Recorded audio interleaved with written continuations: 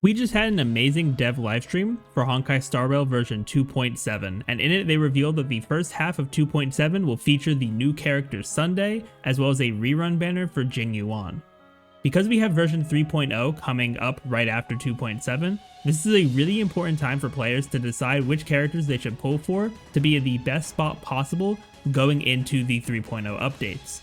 So today, we're going to go over both Sunday and Jing Yuan's kits to see if it's worth pulling for them on your account. Let's start with Sunday. He is an imaginary harmony character whose kit focuses on buffing a single ally along with that ally's summon. Sunday's basic attack just hits a single enemy, but similar to other harmony characters that only buff a single ally, Sunday's really shouldn't be using his basic attack much at all. And that's because of how good his skill is. And his skill will increase one ally's damage and give them a 100% action advance. But unlike Brania's skill with that same effect, Sunday's has two important differences. The first is that if Sunday uses this skill on another harmony character, the action advance effect will not actually activate. And the second and most important difference is that if the ally that Sunday uses his skill on also has a summon, such as with right now the summon characters in the game are Jing Yuan, Topaz, and Lingsha, that summon will also be advanced up the action order alongside Jing Yuan and will also receive an additional damage buff from Sunday's skill. Next, Sunday's ultimate will regenerate some energy for one ally, and that ally will also be put into the beatified state for 3 turns. During this state, the beatified ally and their summon will have their crit damage increased. Next, Sunday's technique will buff allies when they enter the next battle. The details of the actual buff weren't discussed in the livestream, so I'll cover that once that gets officially revealed. And since they also didn't touch on what his talent does or his traces, that is really everything we have for Sunday right now. So now let's talk about his overall pull value. If you want the short answer, I think Sunday will single-handedly be the most important character to have going into the 3.0 updates. And this is because the introduction of the Remembrance Path with the upcoming characters of Aglaya and Remembrance MC. During the 2.7 livestream, they confirmed that the Remembrance Path is going to be focused on characters who have summons, and these summons are going to be called Memo Sprites. I'll probably make a separate video in the future going over the Remembrance Path itself once we have a bit more information on how these Memo Sprites are going to work. But from Sunday's kit in the livestream, he is very clearly a support character for these Remembrance characters. Since if every Remembrance character is going to have a summon, Sunday is going to be able to massively buff them as well. Because not only does the character themselves get the damage boost from Sunday's skill, but so does their summon as well. And not only does this introduction of the Remembrance Path make me believe that Sunday is a must-pull character, but this is actually history repeating itself from back in version 1.6 and then when we went into Penacony for 2.0. So in 1.6, we got Ruan Mei as the first half character, and not only was she the best harmony support at the time of her release, and it is still really good to this day, but now she's become an absolute staple in the Super Break teams. And those teams became super relevant in the Penacony updates. So I can definitely see Hoyo Versio repeating history here, releasing a super broken harmony support in the update right before the new planet, and then characters that we get throughout that new planet will benefit a ton from that insane support. So because of that, I fully expect Sunday to just be a insane character for people to pull for, and I think it's going to be an amazing long-term investment for players if they at the very least get just E0 S0 Sunday. But if you have the resources for E0 S1, we don't know what his light cone does yet officially, but if you do have the resources for E0 S1, I doubt it could hurt either. But I'll probably update my thoughts on that once we actually have the light cone information. Now let's talk about our general. Jing Yuan is a lightning erudition character whose main source of damage is through his Lightning Lord summon. Let's actually start out with his talent here, since it explains how the Lightning Lord works. At the start of battle, Jing Yuan summons his Lightning Lord, who has a base speed of 60 and 3 hits per action to start, with the max hits per action being 10. Every time its hits per action is increased by 1, the Lightning Lord's speed increases by 10. Once the Lightning Lord takes action, it'll attack once for every hit per action it's accumulated. Each of these hits are follow-up attacks, and once its turn ends, the Lightning Lord's speed and hits per action are reset to their default values. It's also important to note that if Jing Yuan is affected by any crowd control debuff, the Lightning Lord will not be able to take action until Jing Yuan is cured of that debuff.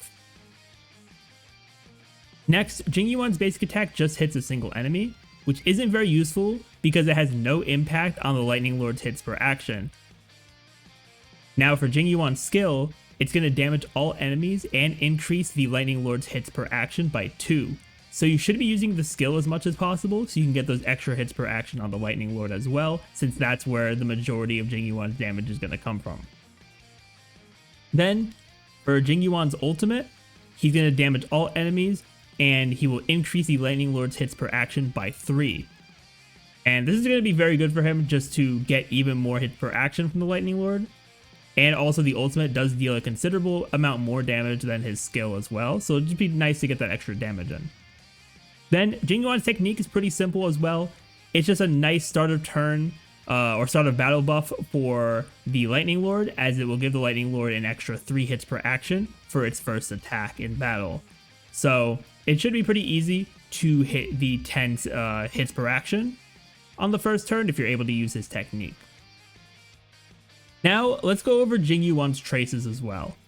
His first Ascension trace gives him 25% crit damage on his next turn if the Lightning Lord has at least 6 hits per action, which is a nice increase to Jing Yuan's overall damage. His second Ascension trace gives 15 energy at the start of battle, meaning that it's going to be easier to get your first ultimate off, especially in endgame content where you start off at half energy anyway.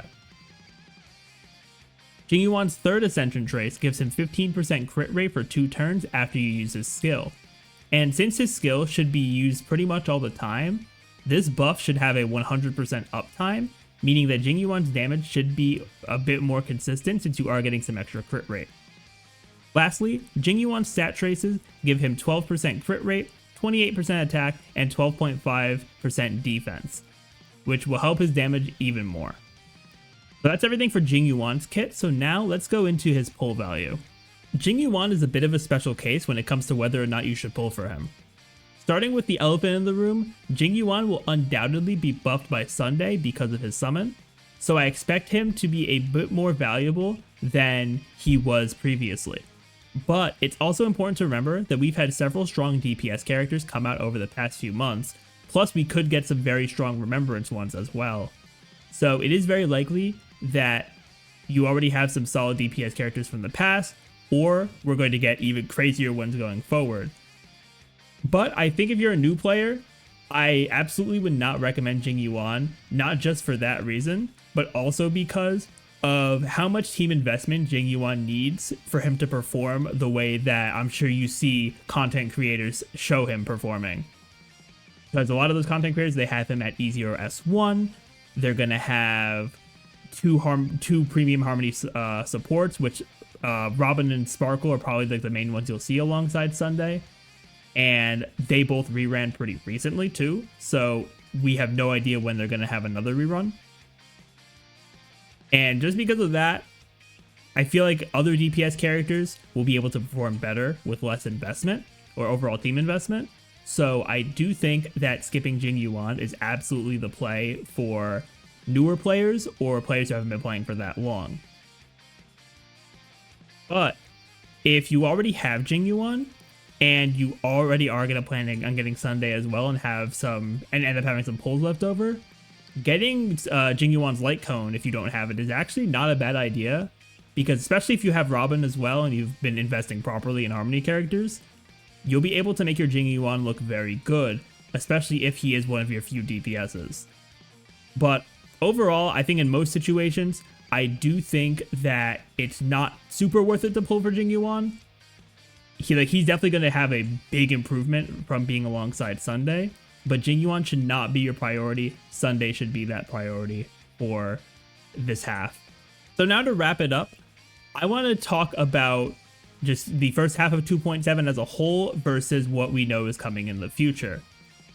And I think for most players, when comparing both halves of 2.7, I think it is pretty obvious that Sunday is the most valuable pick. It may not seem like that for the short term, since there aren't that many summon characters in the game, but once we start getting the remembrance characters starting in 3.0, Sunday is going to just skyrocket in value because his kit is built around those characters. But I really think that the only reason I could see someone not pulling for Sunday, which I honestly, with what we know about his kit, I think, and what we know about 3.0, I think is a bad idea to just skip Sunday. I straight up just think it's a bad idea. But the only thing I can maybe see, and it might be a little bit of copium, is if you really don't care for the summonable units and you want to build up your break team instead. Because if you only have the resources to pull for one of the 2.7 characters, and you want to make your break team better, I think Fugue is going to be a better pickup. Or you Firefly if you don't have a break DPS and you don't plan to use Remembrance MC. But I think it's a very niche situation, and I think that these summon characters are going to dominate the game once we get into the 3.0 updates. So I do think overall Sunday is just way too valuable, I think, for anyone to pass up. And if they do pass up on him, I think that you might end up in a bit of an awkward situation if you want to also get some of these summon characters as well. But that is pretty much everything I have to say about Sunday and Jing Yuan for the first half of 2.7. Let me know in the comments down below if you do plan to pull for Sunday or Jing Yuan. But I want to thank you all so much for watching. If you enjoyed and want to see more content from me, definitely be sure to hit that subscribe button. But with that, I will see you all next time.